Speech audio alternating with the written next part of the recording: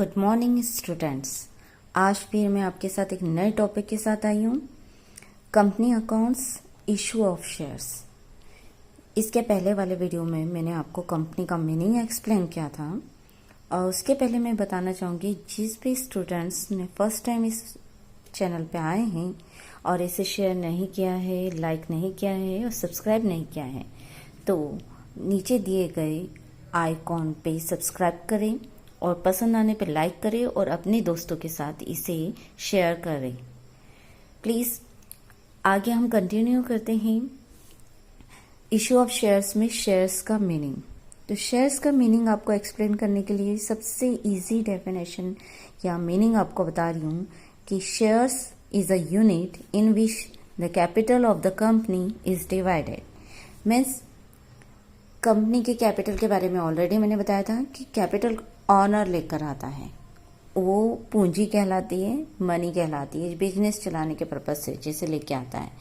इसे जब हमें मेजर करना होता है, वैसे तो वो 1 लाख 2 लाख 3 लाख जो भी पैसे कैपिटल लेकर आता है उसे रुपीस में हम मेजर करते हैं, बट इसके भी छोटे छोटे पार्ट कर लिए जाते हैं रुपीस के। तो वो जो पार्ट्स होते हैं उस पार्ट्स का एक हिस्सा, एक अंश, जिसे हिंदी में अंश कहते हैं, एक हिस्सा जो रहता है उसे हम शेयर कहते हैं। ये यूनिट होती है, इकाई होती है मेजरमेंट की, शेयर्स की। फॉर एग्जाम्पल मेजरमेंट अगर आप नहीं समझते हैं तो स्केल के ऊपर अपने सेंटीमीटर देखे होंगे, उस सेंटीमीटर पे 1 2 3 4 5 लिखा रहता है। हमें जब भी पर्टिकुलरली कोई चीज की लंबाई या चौड़ाई मेजर करनी होती है, लेंथ या विड्थ, तो हम उस स्केल से मेजर कर लेते हैं। वो स्केल जहां जाकर उस मेजरमेंट पर रुकती है हम उसे अकॉर्डिंग कि ये 2 इंचेस है, 2 सेंटीमीटर का है। सेम शेयर्स को भी मेजर करने के लिए ये यूनिट बनाई गई है और इस यूनिट का नाम है, कैपिटल को मेजर करने के लिए जो यूनिट बनाई गई है उसका नाम शेयर है। अब शेयर के लिए एक फॉर्मूला भी है जिससे हम शेयर की प्राइस कैलकुलेट कर सकते हैं कि एक शेयर हमारा क्या प्राइस का होगा। फॉर एग्जाम्पल मेरे पास कंपनी में जब मैंने इनकॉर्पोरेटेड करी थी या रजिस्टर करी थी, यानी सबसे पहले जब कंपनी बनाई थी तो जो कैपिटल लेकर आया था ऑनर वो 5 लाख रुपीज लाए थे, 5 लाख रुपए। अब इस 5 लाख को मैंने छोटे छोटे पार्ट में डिवाइड करा तो कम से कम मैंने इसकी 5000 यूनिट्स बना ली, यानी 5000 टुकड़े कर लिए। अब 5000 यूनिट्स बनाई है तो एक शेयर कितने रुपए का होगा, how much the value of the share. तो उसके लिए फॉर्मूला है price of each share is equal to total capital in rupees upon total number of shares. तो मेरे पास 5 लाख कैपिटल है और 5000 मैंने यूनिट्स बनाई है, तो 5 lakh upon 5000 is equal to आ जाएगा 100 रुपीज पर शेयर। यानी मेरा एक शेयर कितने का हो गया, 100 रुपीज का। तो इस तरह से शेयर की वैल्यू कैलकुलेट कर सकते हैं। यानी हमें इन तीनों में से कोई भी एक चीज मिसिंग है तो इस फॉर्मूले से हम उसे इजीली कैलकुलेट कर सकते हैं। ये फॉर्मूले का यूज आगे सम में होगा। अब आपको मैं शेयर के बारे में बताना चाहूंगी कि शेयर के बारे में, जो शेयर रहता है वो शेयर जब कंपनी को कैपिटल की रिक्वायरमेंट होती है बिजनेस को कंडक्ट करने के लिए, तब वो शेयर के इश्यूज लाती है। यानी कहने का मतलब है कि अगर बिजनेस को हम और ग्रो करना चाहते हैं और जो हमारे पास कैपिटल है 5 लाख रुपीज, हमने रजिस्टर करते वक्त बताया था कि इतनी कैपिटल की हम कंपनी बनाना चाहते हैं। अब मनी की रिक्वायरमेंट है, नया प्रोजेक्ट लाना है, तो उसके लिए कंपनी या तो बैंक से लोन ले सकती है और एक और ऑप्शन है, बैंक से अगर लोन नहीं लेना चाहती या ले चुकी है और भी रिक्वायरमेंट है तो वो ये कंपनी की जो यूनिट्स है, कैपिटल के शेयर्स जो बनाए हैं, number of shares, in shares को सेल कर सकती है। और इसी सेल को करने के लिए उससे जो प्रॉस्पेक्टस लाना पड़ता है, उसके मेमोरेंडम में, ऐसा मेमोरेंडम यानी एमओ में लिखा रहता है, मेमोरेंडम ऑफ एसोसिएशन में, कि वो इशू ऑफ शेयर्स जो ला रही है उसके बारे में सारी डिटेल्स दी रहती हैं। तो ये इशू ऑफ शेयर्स यानी जनरली इसे हम नॉर्मल लैंग्वेज में बोल सकते हैं कि शेयर कंपनी बेच रही है। फर्स्ट टाइम जब होता है तो इसे इशू ऑफ शेयर्स कहते हैं।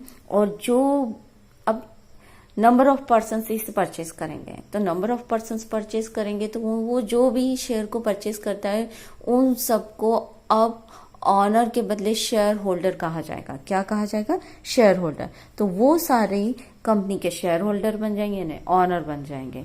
उनके पास जितने नंबर ऑफ शेयर होंगे, एक शेयर परचेज भी करेगा तो वो तो भी शेयर होल्डर बन जाएगा कंपनी का। अब ये जो शेयर होल्डर है, कितने ही मेंबर ने परचेज करी है, कितने ही लोगों ने परचेज करी है, तो इतने सारे अमाउंट को हम सेपरेटली अपनी बुक्स में नोट डाउन नहीं कर सकते। तो इसे कलेक्टिवली एक नाम दे देते हैं, उसका नाम रहता है शेयर कैपिटल, और उसी नाम से ये शो करती है हमारे बुक ऑफ अकाउंट्स में, कंपनी के बुक ऑफ अकाउंट्स में।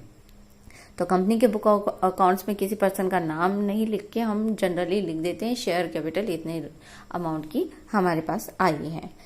अब ये जो शेयर ऑफ कैपिटल है, शेयर कैपिटल जो है कंपनी की, इसके लिए भी एक्ट बनाया गया है, एक प्रोविजन बनाया गया है, और इसके लिए एक इंस्टीट्यूशन है जो कि उसकी गाइडलाइंस को फॉलो करना पड़ता है कंपनी को, जिसे सेबी कहते हैं। सेबी का फुल फॉर्म होता है securities exchange board of India. ये जो रहता है, इसके अकॉर्डिंग हमें शेयर का इश्यूज लाना पड़ता है, प्रोस्पेक्टस लाना पड़ता है, और हम शेयर्स का ट्रेड भी करना चाहते हैं तो इसी के थ्रू, गाइडलाइंस के थ्रू हमें करना पड़ता है। उसके आगे हम बात करेंगे कि शेयर्स कितने टाइप्स के होते हैं। शेयर्स 2 टाइप्स के होते हैं, इक्विटी शेयर्स जिन्हें बोलते हैं ऑर्डिनरी शेयर्स, दूसरे होते हैं प्रेफरेंस शेयर्स। तो जनरली आपको मैं एक ओवरव्यू देना चाहूंगी कि इक्विटी शेयर्स मीन्स क्या होता है। इक्विटी शेयर्स या ऑर्डिनरी शेयर्स बोले तो इसका मीन होता है those shares on which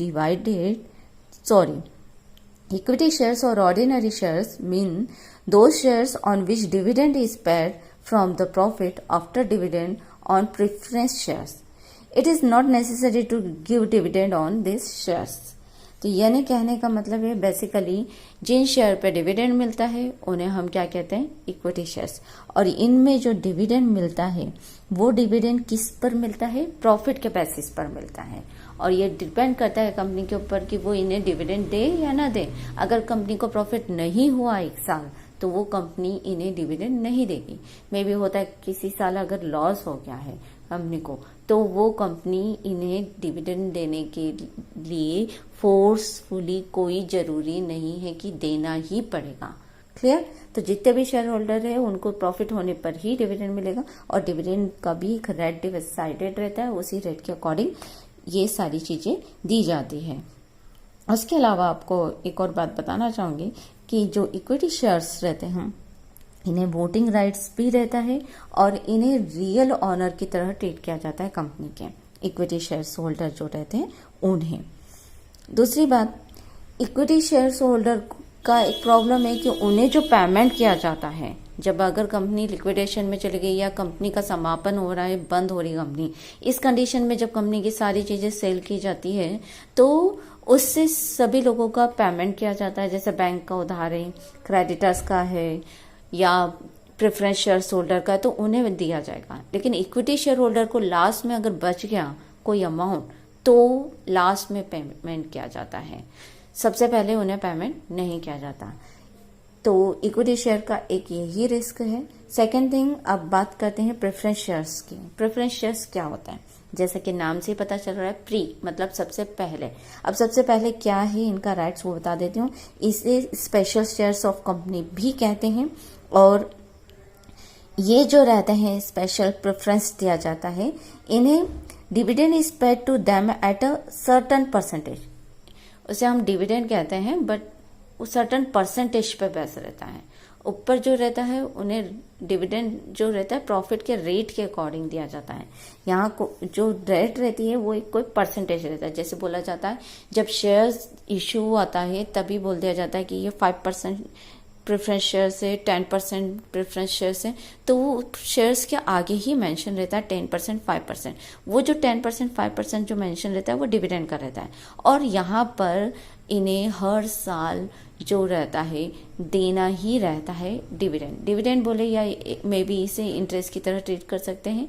company को प्रॉफिट हो या लॉस, प्रेफरेंस शेयर्स को उनको पे ही करना पड़ता है। और ये जो पे किया जाता है, एक और चीज़ है, इनको बहुत अच्छा बेनिफिट मिलता है कि अगर कंपनी का लिक्विडेशन हो रहा है तो फर्स्ट ऑफ ऑल सबसे पहले प्रेफरेंस शेयर्स वालों को ही पेमेंट किया जाता है पूरा का पूरा, इक्विटी शेयर्स के पहले। यानी इक्विटी शेयर्स और प्रेफरेंस शेयर्स में बस जनरली मोस्टली यही डिफरेंस रहता है। रिस्क जो रहती है प्रेफरेंस शेयर्स में कम रहती है, जैसे कि मैंने बताया उन्हें पे ही करना पड़ रहा है और अमाउंट मिल ही जाएगा एट द एंड भी।